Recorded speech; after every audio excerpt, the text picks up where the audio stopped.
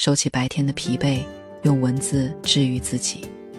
今晚我们一起读，别想太多了，少想一点，活得才自在。我想陪你聊聊一位特别的作者，他叫名曲方彦，一个被称为傻和尚的日本禅师。他的文字像深夜里的老友，不教导，不否定，只是慢慢帮你理清心里的线头。你或许也有过这样的深夜，躺在床上，大脑却不肯停歇。明天的工作汇报，同事无意的眼神，都开始在脑海里反复重播。朋友圈发出去很久，没人点赞，你就开始担心是不是自己说错了话。朋友在群里聊天，没接你的话茬，你便觉得对方是不是讨厌自己了。这些时刻你并不孤单，很多时候我们所谓的烦恼，其实不是事情本身有多糟糕，而是我们给自己的摄像机选错了拍摄对象。想象你手里有台摄像机，人生中的每个瞬间都可以拍成镜头。有人拍下赛跑前紧张的孩子，世界就是紧张；有人拍下奋力奔跑的孩子，世界就是拼搏；有人拍下获得第一的快乐，世界就是成功；有人拍下屈居亚军的遗憾，世界就是沮丧。你看，同一场运动会，不同的镜头决定了你的感受。烦恼和快乐，只看你选择拍摄哪一个视角。禅师告诉我们，那些该放下的事，是即便你在意也无法提升自己，甚至让你陷入悲惨的事。比如别人的想法，比如已经发生的事，这些事你无法改变，又何必把宝贵的精力浪费在纠结上？所以试试转动你的摄像机，去拍那些真正值得珍惜的瞬间。说到在意别人的看法，这大概是这个时代最大的内耗。禅师写道，别人如何看你是对方的问题。这句话很轻，却很有力量。永远记得，别人怎么看待你，那是别人的事，你无法控制别人的心。越想控制别人的看法，就越容易讨好别人，委屈自己。你是不是也有过这样的经历？为了让别人觉得你合群，明明不想去的饭局，还是硬着头皮去了；为了让别人觉得你善良，明明自己很忙，还是接下了同事的请求，结果加班到深夜。我们从小都在努力扮演好人，一个被喜欢的人，但禅师给出了一个温暖的定义，只要不作恶，你就是好人。这不是降低标准，而是打破好人与坏人的二元对立。它让我们不再需要用讨好来证明自己，只要你没有伤害别人，没有触犯底线，就可以活得自在。还有一章很有趣，禅师说自己常常被叫傻瓜，他自嘲是傻和尚。他说，如果你介意别人说你是傻瓜，不妨回应对方，是啊，我是傻瓜，很多事情不是傻瓜还办不到呢。做一个敢于失败的傻瓜，比做一个活在别人眼光里的聪明人快乐得多。失败了，就大大方方承认自己的不足，说出我努力做完了，结果有点糟糕。这种坦然面对失败的勇气，就是钝感力的核心。它让我们不再害怕犯错，不再害怕别人的评价。下次你因为担心别人的眼光而犹豫时，不妨在心里对自己说，怕什么？大不了就当个快乐的傻瓜。现在我们来讨论一下，为什么我们那么容易想太多？明明已经很累了，脑子却还在转，一会儿担心明天的工作汇报，一会儿又想起几年前的不愉快。这其实是每个人与生俱来的4大愿望在作祟：想被爱，想被认同，想发挥作用，想被赞美。这是我们的本能，本身没有错，但当这些愿望过于强烈，烦恼就随之而来。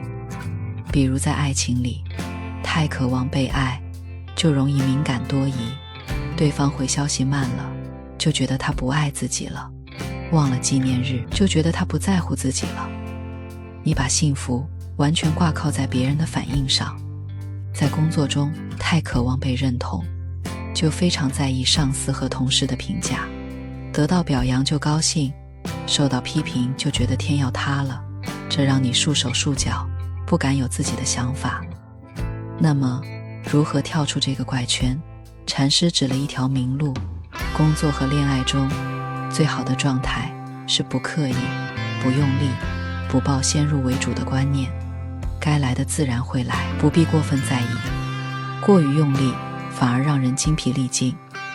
这句话是这本书的点睛之笔。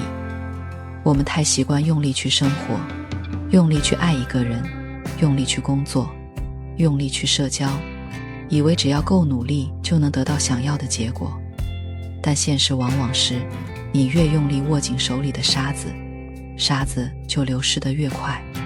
真正的自然体是像柔道中那种最适合进攻和防御的姿势，重心稳稳放在脚下，身体放松，但随时可以爆发。这是一种内心的从容和自信。你知道自己是谁，你知道自己要做什么，你不再需要外界的反馈来确认自己的价值，只是在认真做自己。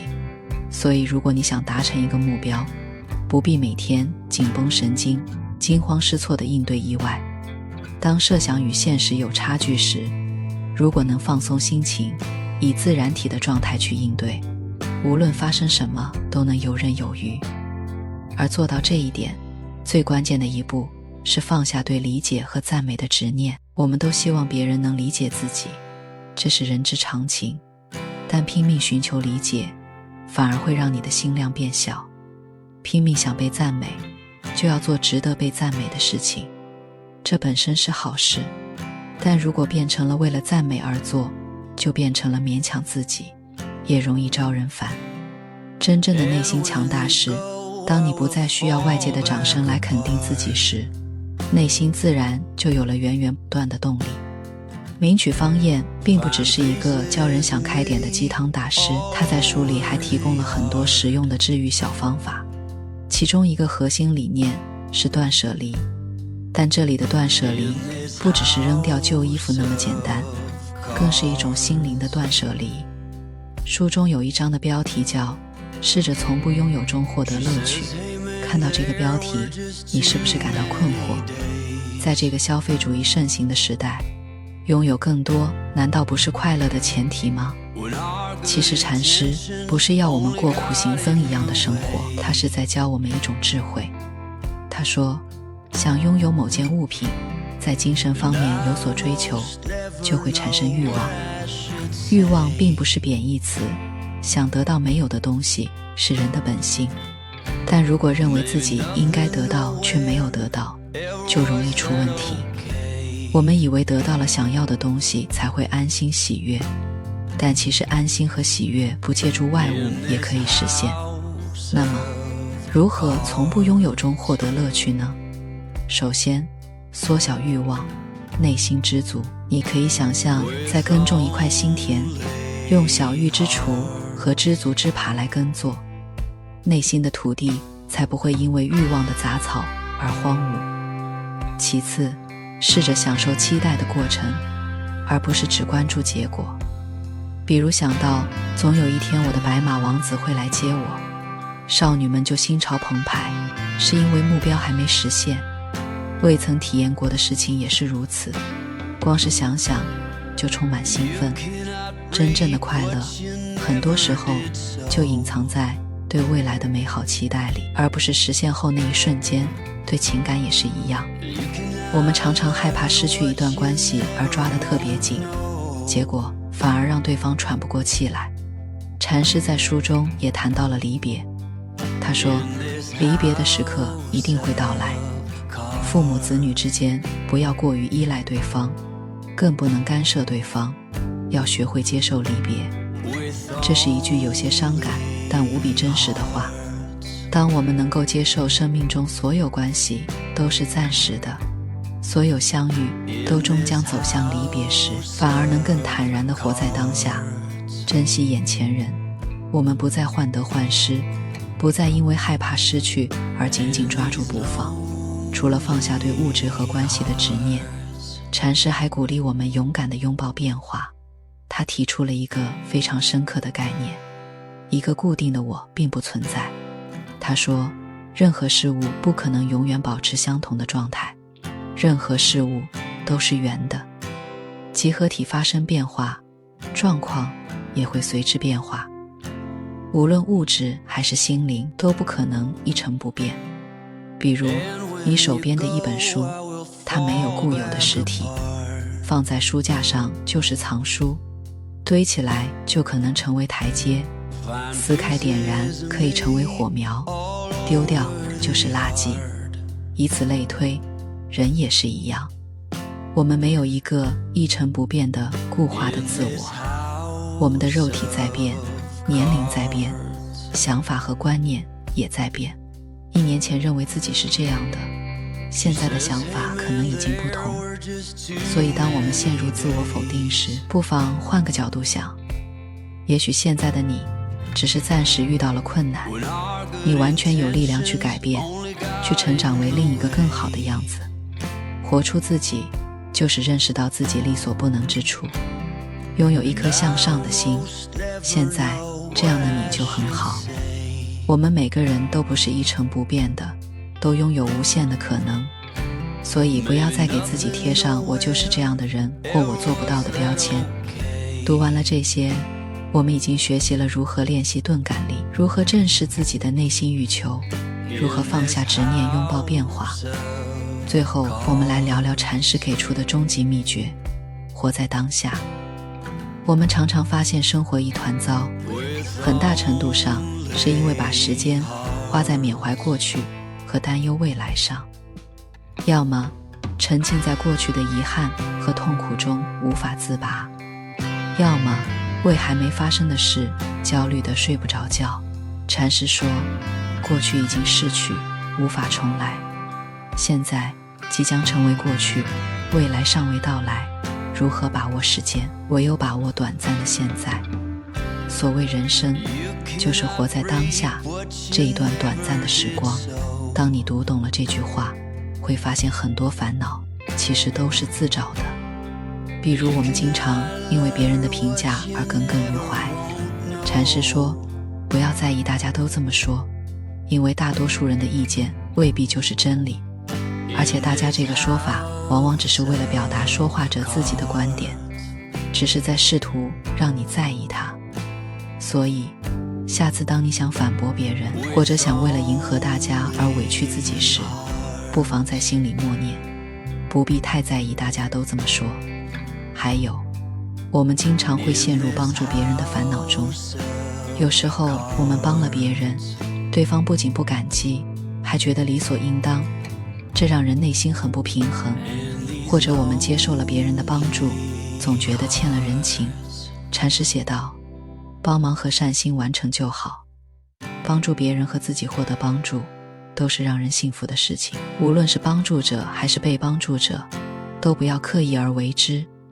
帮助别人不要总想着回报，被帮助了也不要总觉得有愧疚。这种无意识帮助才是帮助的最高境界。帮助时无意识，帮助后想不起来。如果想太多，那就不是帮助了。你想想，如果我们都能做到这样，人与人之间的关系会不会简单很多？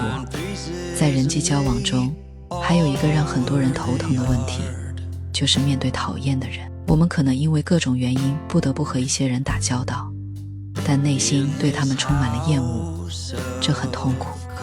禅师给出了一个智慧的方法，如果在意人际关系，只要练习不让自己表现出明显的厌恶感就可以，不要简单地认为这是对自己撒谎。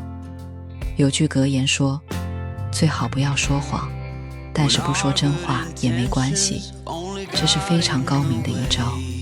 我们不需要强迫自己喜欢一个讨厌的人，那确实是在对自己撒谎，但我们也不需要把自己的厌恶感写在脸上，那样只会激化矛盾。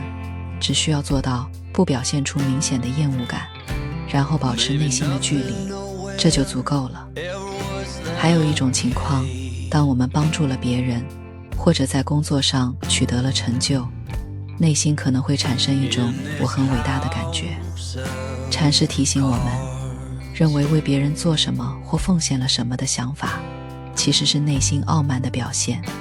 他说，帮助别人其实也是在圆满自己，这是一种非常谦逊和通透的认知。除了处理好与他人的关系，还要处理好与自己的关系。很多人经常自我否定，觉得自己不够好。对此，禅师说，接纳真实的自己与活出自己的第一步，就是了解自己的不足之处，承认对自己并不完全了解。所谓接纳真实的自己，就是要觉察并接纳自己的脆弱。你不必因为暂时的脆弱而责怪自己，也不必急于改变自己，给自己多一点时间，与自己的内心相处，让真实的自己慢慢成长。当你想通了这一点，就会发现生活中的很多事情都不再是负担。你不再需要把人生调成战斗模式，时刻紧绷着弦。你可以试着把人生调成静音模式，屏蔽掉外界的噪音，专注于自己的内心。你可以试着做一个小练习，在明亮的房间里，让自己平心静气地度过一段时间，急躁的内心渐渐舒缓，就接近自然体状态了。不仅能放松精神，也能治愈心灵。当你学会了活在当下，就会发现最好的生活并不是拥有全世界，而是内心足够安宁，能够感受每一个平凡日子里的美好。或许你现在会想，一切听起来都很简单，但做起来好像很难。当深夜来临，所有的道理都变得苍白，我依然会为明天的工作焦虑，会为失去的感情痛苦。没关系的，这很正常。成长本身就是一场漫长的告别，告别那些让我们焦虑的念头，告别那些不属于我们的执念。而今晚，至少你已经迈出了第一步。好了，亲爱的朋友，今晚的书读到这里就要接近尾声了。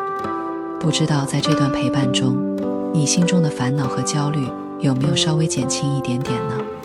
作家马德说过一句话，这个世界看似周遭复杂，各色人等泥沙俱下，本质上还是你一个人的世界。你若澄澈，世界就干净；你若简单，世界就难以复杂。请相信，没有一件事、一段关系值得你遍体鳞伤，除非你允许，否则没有人能伤害你。关掉灯，放下手机吧。今天的烦恼就让它留在今天，明天的忧虑就交给明天的你去面对。现在你只需要好好的睡一觉。本期静夜书话就到这里，愿书香伴你入眠，晚安，明天见。